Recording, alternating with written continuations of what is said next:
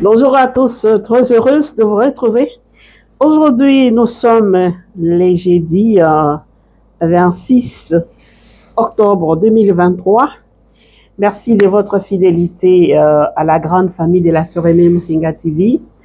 Hier, avant de monter sur les plateaux, j'avais regardé, je vous ai dit que chaque fois, je vous donnerai les comptes rendus, comment nous évoluons. Nous étions à 520 abonnés. Aujourd'hui, avant de monter sur ce plateau, j'ai regardé, nous sommes arrivés à 673. J'espère que ce soir, nous serons dans les 700. J'espère. Demain, pourquoi pas dans les 800. Je compte sur vous. Merci à tous ceux qui se sont engagés d'envoyer des vidéos à d'autres, leur demandant de s'abonner.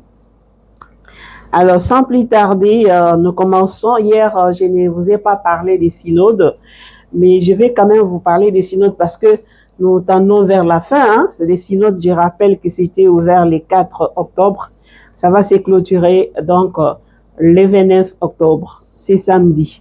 Alors, aujourd'hui, je vais quand même vous en parler. Hier, mercredi, avant 5 octobre, c'était la 17e congrégation générale de la première session.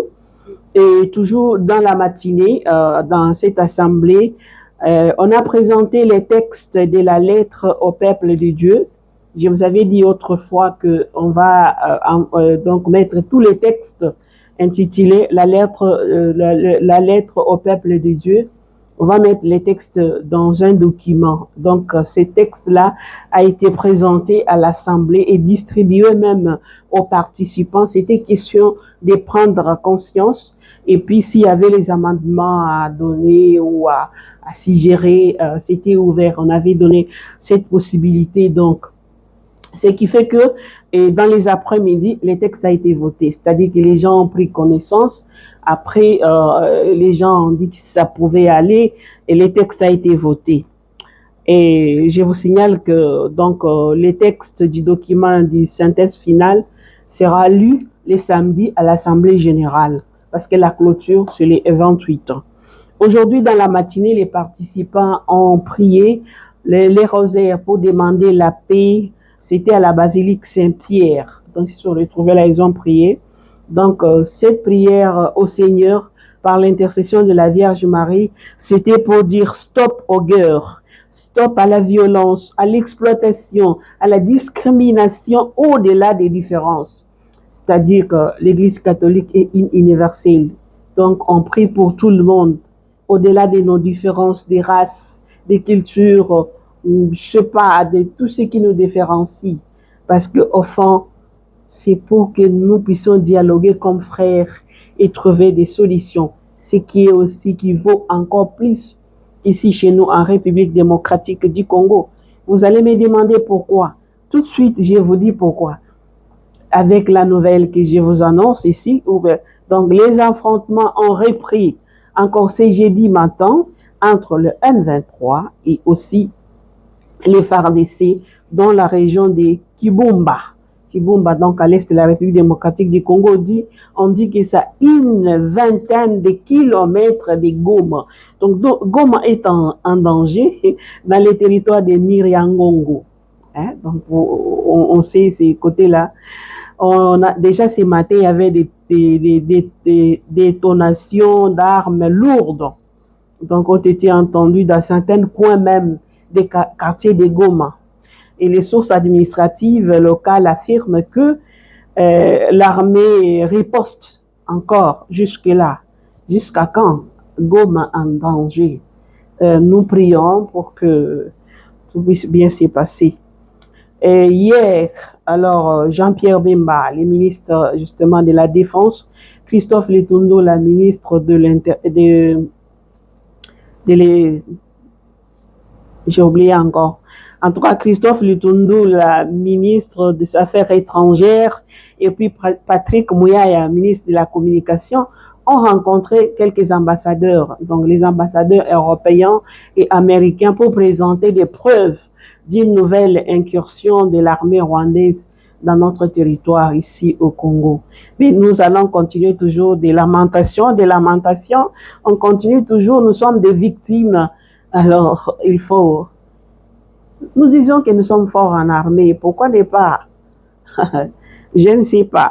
Donc, ils ont essayé de faire, avec des preuves à l'appui, ils ont montré des drones, des histoires pour accuser Luanda. Donc, l'objectif de Jean-Pierre Bemba Lutunula et Mouyaya, donc l'objectif était c'est de partager les informations cruciales et surtout de sensibiliser, de parvenir sensibiliser la communauté internationale, de savoir ce qui se passe, de condamner Rwanda, au besoin de prendre des sanctions envers Rwanda.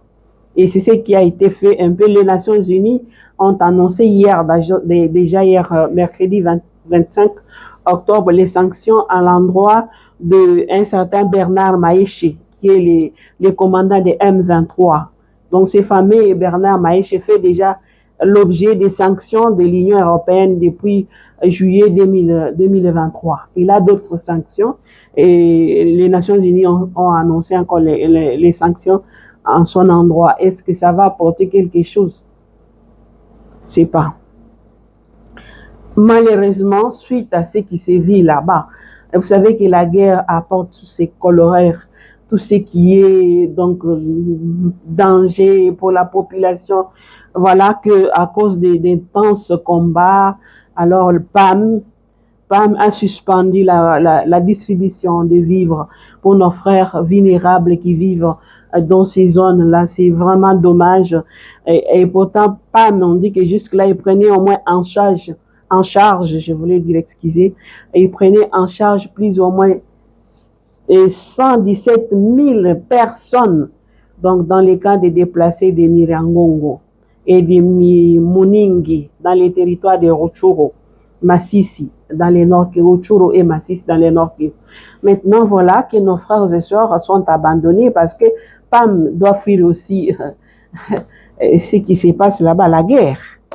Comment faire? Qui nous sauvera, Congo? Depuis 1997, la guerre jusqu'à aujourd'hui. Mais qui nous sauvera? Les accords qu'on signe à gauche, à droite, sans réfléchir, voilà où ça nous amène des années de guerre. Alors, quittons ce registre de guerre pour parler maintenant d'autre chose. La Cour constitutionnelle s'est réunie donc ce jeudi pour examiner les contentieux relatifs aux candidats à l'élection présidentielle. Donc, une audience publique est prévue pour ce vendredi 25 octobre, donc demain, à 11 heures. La Cour constitutionnelle va examiner, donc demain vendredi, les requêtes introduites pour l'invalidation des candidatures de Moïse Katumbi et de Félix Tshisekedi à l'élection présidentielle de 2000, donc à l'élection présidentielle de...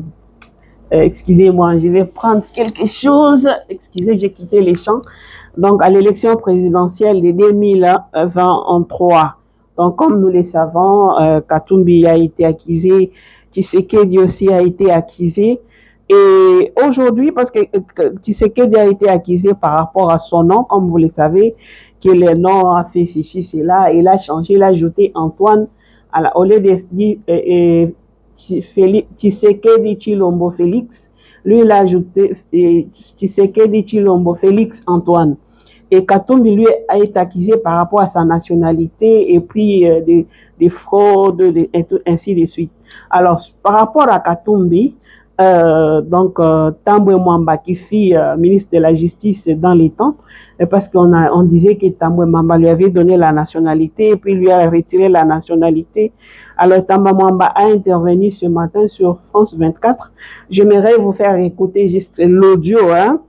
Qu'est-ce qu'il dit? Je voudrais dénoncer l'hypocrisie nationale sur cette question de la nationalité congolaise. Je n'avais pas de preuves qu'il était italien. J'ai eu des dénonciations. Par la suite, Moïse Katumbi a pris un avocat célèbre, Dupond-Moretti, ministre français de la Justice, qui a fait parvenir des documents disant que la commune de résidence ne reconnaissait pas la nationalité italienne. Donc pour moi, c'était une page tournée. C'est absolument une distraction de soulever cette question. On est dans un faux débat. Je pense que le président de la République lui-même qui avait ordonné qu'il fallait donner à Moïse Katumbi son passeport. C'est le président de la République lui-même qui avait dit qu'il avait été gouverneur du Katanga. Comment peut-on lui contester la nationalité congolaise? Il ne faut pas embraser le pays en serriant les personnes qui peuvent se présenter. J'en ai fait un problème à un moment donné en tant que ministre de la Justice. Aujourd'hui, je considère que ça serait totalement immoral d'opposer à Moïse Katumbi le fait qu'on ait dit à un moment donné qu'il avait une autre nationalité. Pour moi, il faut laisser Moïse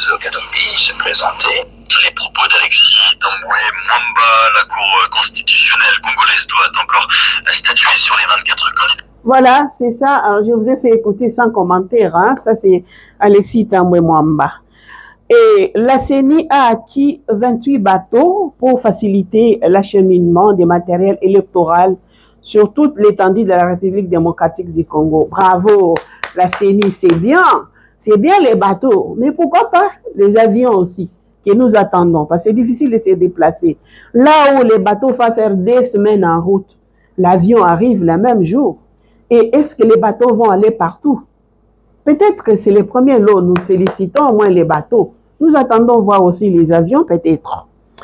Et la dernière nouvelle, avant de nous séparer, les présidents des partis politiques Engagement et Citoyens pour le développement SID, Martin Fayoulou, est annoncé dans les Kasaï, donc à Chikapa précisément, chef-lieu de la province du Kasaï. Donc, il va arriver, on l'attend là-bas, donc le vendredi, je crois demain, et c'est son secrétaire qui l'a annoncé à la presse hier, le mercredi 25 octobre 2023. Voilà, c'est par ici que nous mettons fin aux informations de ce jour. Nous allons nous retrouver demain pour de nouvelles informations que nous pouvons avoir.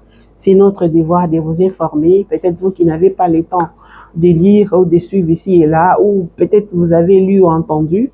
Nous pouvons toujours répéter ce que vous avez entendu pour que ça reste dans notre mémoire. Alors, merci de nous avoir suivis. Nous nous retrouvons demain dans l'espoir que vous envoyez la vidéo à d'autres et demandez-leur de s'abonner parce que petit à petit, nous allons atteindre l'objectif. Merci et au revoir.